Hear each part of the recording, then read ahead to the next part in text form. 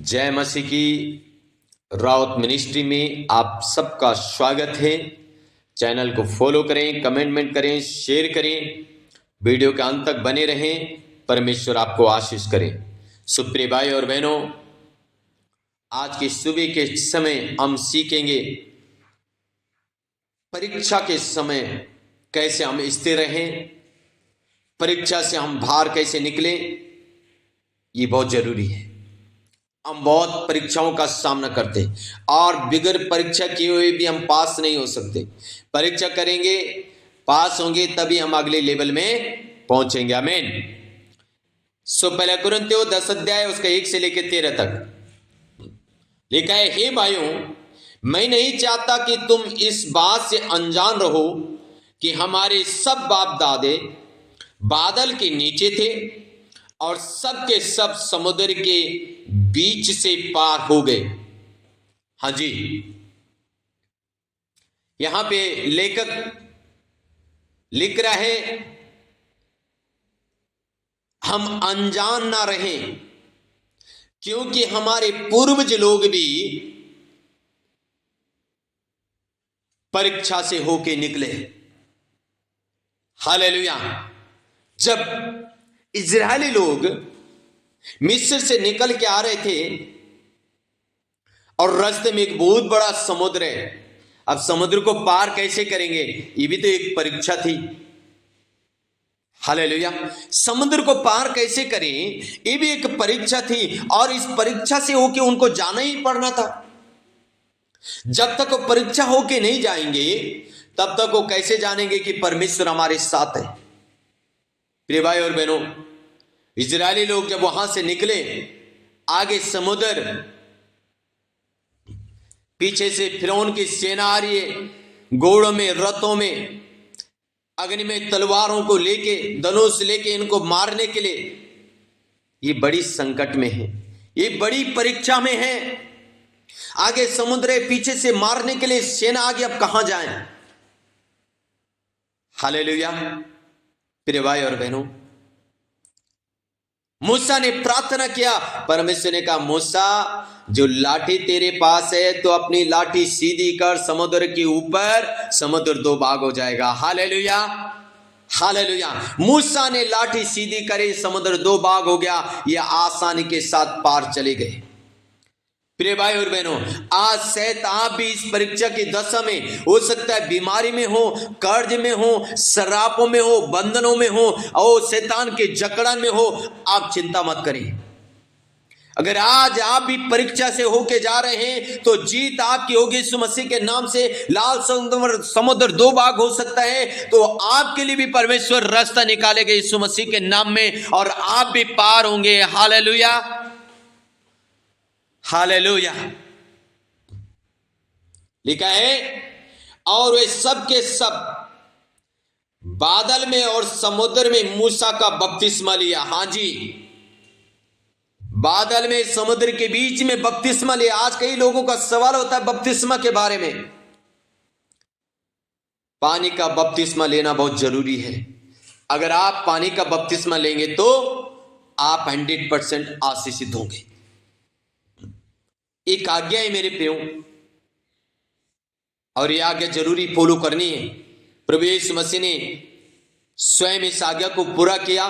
जैसे आज्ञा को पूरा किया, जैसे बपतिस्मा लेने से बाहर आया, तुरंत आकाश खुल गया और स्वर्ग से पवित्र आत्मा के रूप में कबूतर उसके ऊपर आ गया। परमेश्वर ने कहा, ये मेरे प्रिय पुत्र है, क्योंकि इसने मेरी आज्ञा को स्वीकार किया है, इसलिए मेरे प्रिय पुत्र इसकी सुनो। आमीन, हालेलुया। आगे लिखा है, और सब ने एक ही आत्मिक भोजन किया और सब ने एक ही आत्मिक जल पिया, क्योंकि वे सब आत्मिक चट्टान से पीते थे जो उनके साथ साथ चलती थी, और वो चट्टान मसीहा था। हां जी, मसीहा कौन? यीशु मसीह। यीशु मसीह एक चट्टान के रूप में उनके साथ साथ होके जा रहा था। वो परीक्षा की दशा में थे, लेकिन यीशु मसीह उनके साथ था। हालेलुया। शायद आज आप परीक्षा से होके जा रहे होंगे, आप सोच रहे परमेश्वर नहीं सुन रहा, परमेश्वर नहीं देख रहा, लेकिन ध्यान रखें, जैसे यीशु मसीह उनके साथ चट्टान बन के चला, यीशु मसीह आज आपके साथ भी चट्टान बन के चल रहा है। और वो देख रहा है मेरा बेटा परीक्षा में पास हो।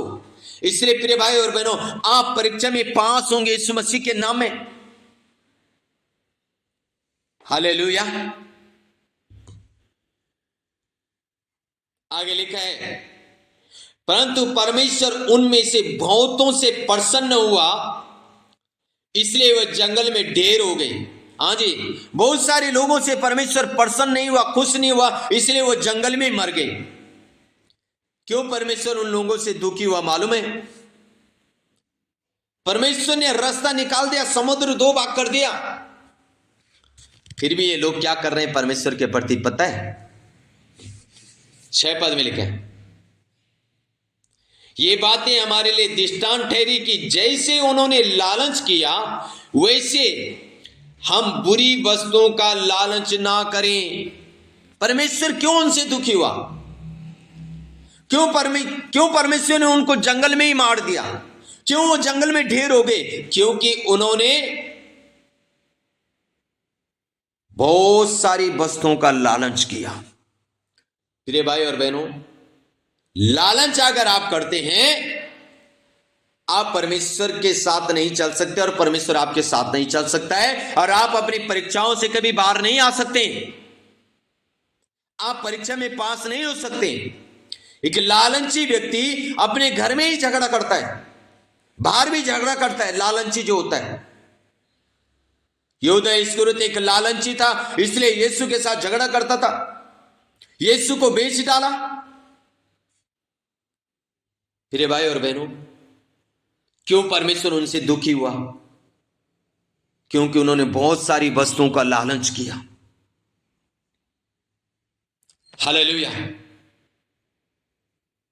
हमारे जीवन में लालच नहीं होना है मेरे भाई और बहनों। आगे लिखा है, और तुमने मूर्ति पूजक बनो जैसे कि उनमें से कितने बन गए थे। जैसे लिखा है, जो लोग खाने पीने बैठे और खेलने कूदने उठे, और ना हम व्यभिचार करें जैसा उनमें से कितनों ने किया, और एक दिन 23,000 मर गए। कितने हजार? 23,000 लोग मर गए। क्यों? क्योंकि उन्होंने व्यभिचार किया। प्रभु में आने के बाद आप एक पवित्र जीवन जीना है, व्यभिचार किया तो 23,000 लोग मर गए। और आगे लिखा है, और ना हम प्रभु को परखे जैसा उनमें से कितनों ने किया, और सांपों के द्वारा नष्ट किए गए। हाँ जी, कितने ही लोगों ने प्रभु को परखा, इसलिए सांप, परमेश्वर ने जहरीले सांप भेजे, जहरीले सांपों ने डस और वहीं मर गए, नष्ट हो गए। प्रिय भाइयों बहनों, हम प्रभु को परखने वाले कौन है?